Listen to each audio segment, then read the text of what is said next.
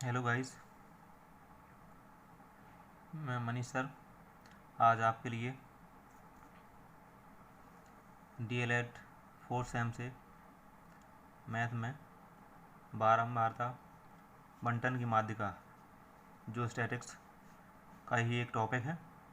इससे पहली वाली वीडियो में हमने अवर्गीकृत आंकड़ों की माध्यिका निकाली थी, यानी ऐसे आंकड़े जो अव्यवस्थित थे उनकी माध्यिका निकाली थी जो हमारे एग्ज़ाम में आती हैं। अब इसके बाद एक दूसरी टाइप का सवाल आता है कि बारंबारता बंटन की माध्यिका ज्ञात करना, कि हम बारंबारता बंटन की माध्यिका किस तरीके से ज्ञात कर सकते हैं। पहले तो सीधी सीधी आंकड़े दिए रहते थे, जैसे मतलब आंकड़े दिए रहते 3, 5, 6, 7, 8, 10, 12 इन पदों की माध्यिका क्या है, तो सीधे सीधे हम इन पदों की संख्या गिन के सम है तो सम वाला फार्मूला, विषम है तो विषम वाला फार्मूला यूज कर लेते थे। अब यदि इस सारणी की तरीके से यदि कोई सवाल दिया रहता है और एग्ज़ाम में पिछली परीक्षाओं में भी आया है, 2 नंबर का सवाल आया है डीएलएड वालों के लिए, तो अब इस तरीके की बारंबारता बंटन की माध्यिका किस तरीके से ज्ञात करते हैं वो हम देखते हैं। चलिए बढ़ते हैं। इस तरीके की हमें सारणी बनानी पड़ेगी। पहले तो जब भी हम बारंबारता बंटन सारणी बनाते हैं तो इस तरीके की हम सारणी का यूज करते हैं। तो इसमें 3 तरीके के बॉक्स बना लेते हैं। पहले में ये जो ऊपर वाला टर्म दिया है पद, दूसरे में बारंबारता, और तीसरे में हम निकालते हैं संचयी बारंबारता। क्या निकालते हैं? संचयी बारंबारता। अभी हम बताएंगे क्या होती है संचयी बारंबारता। पहले पद को हम यदि डिनोट करते हैं एक्स से डिनोट करते हैं, और बारंबारता की इंग्लिश होती है फ्रिक्वेंसी, मीनिंग एफ से भी डिनोट हम कर सकते हैं। अब निकालनी है संचयी बारंबारता। कैसे निकालेंगे? संचयी बारंबारता, क्योंकि इसमें संचयी बारंबारता ही सबसे महत्वपूर्ण है। कैसे निकालेंगे? तो ये संचयी बारंबारता से निकालनी पड़ती है। जैसे ये दिया है 2, तो इसके सामने 2 के सामने 2 ही लिखा रहने देंगे, ठीक।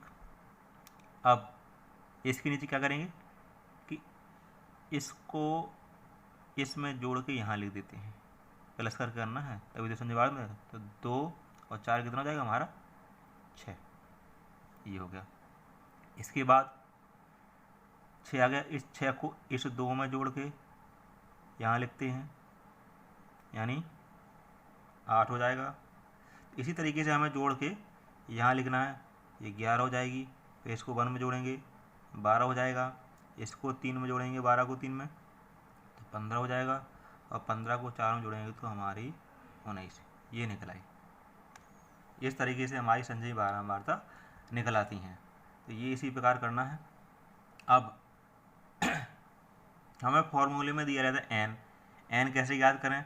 तो ये बारंबारता जो दी रहती है उनका योग होता है एन। जैसे कि ये योग कर लिया तो यहाँ कितना आया? 90 आया।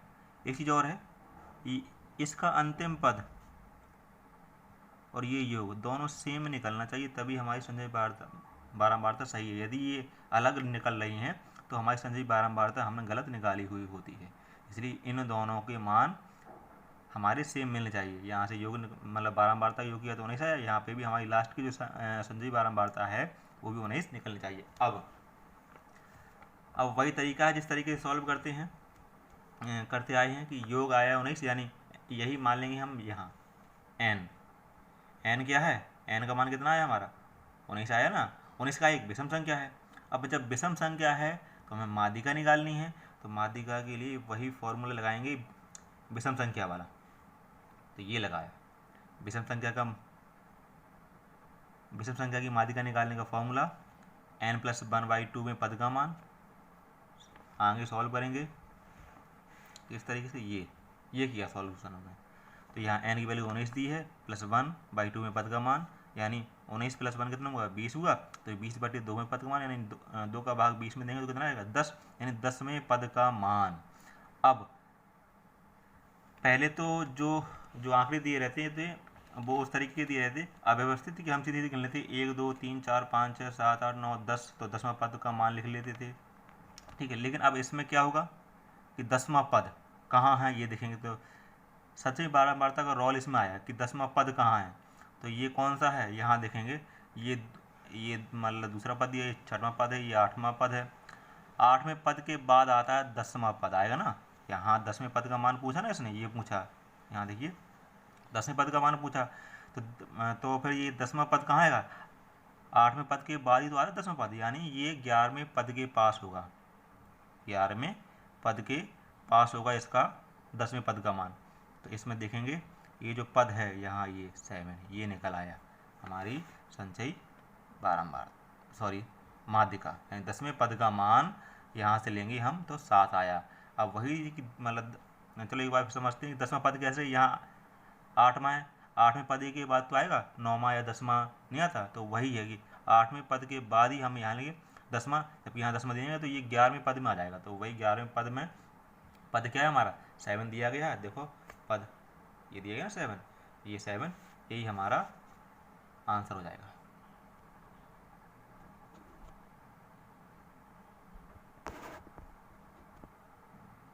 तो ये तो था जहाँ n का पद का मान विषम होता है, तो विषम के लिए ये फॉर्मूला। अब मान लो यहीं n बराबर यदि विषम ये 19 की जगह 20 हो जाए यानी सम हो जाए, तो किस तरीके से सॉल्व करेंगे, तो देखें यहाँ मान लो यहाँ n जो आया, हमने यहाँ संख्या चेंज नहीं की, मान लो यहाँ n की वैल्यू हमारी 20 आ गई, मान लिया ये आ गई 20।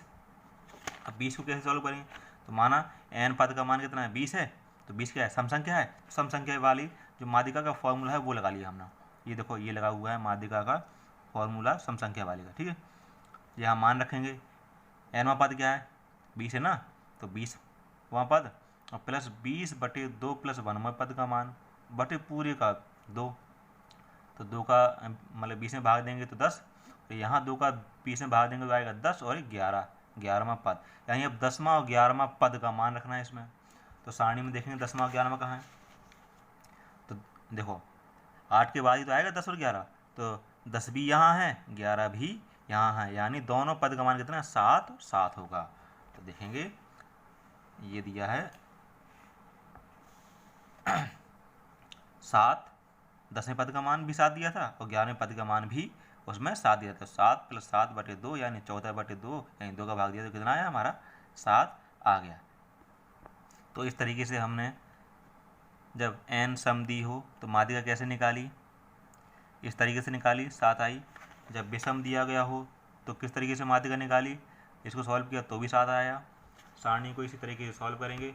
तो गाइस आप यदि इस सवाल को सॉल्व करना चाहते हैं, देखना चाहते हैं, तो आप इसका स्क्रीनशॉट भी ले सकते हैं, ले लीजिए, धीरे धीरे करके मैं दिखा रहा हूँ।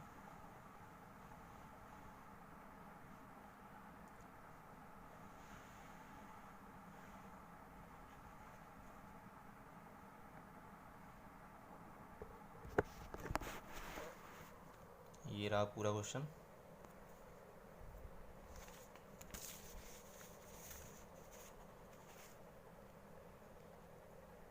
आप इसका स्क्रीनशॉट भी ले सकते हैं, ये सॉल्यूशन है दोनों का। तो गाइस आशा करता हूँ कि आज का वीडियो आपको समझ में आया होगा। आपसे एक और अनुरोध है कि ये जो वीडियो है अपने दोस्तों तक ज़्यादा से ज़्यादा फैलाइए, जिससे भी उनको भी इस वीडियो का फ़ायदा हो सके। अब आज के लिए बस इतना ही, धन्यवाद।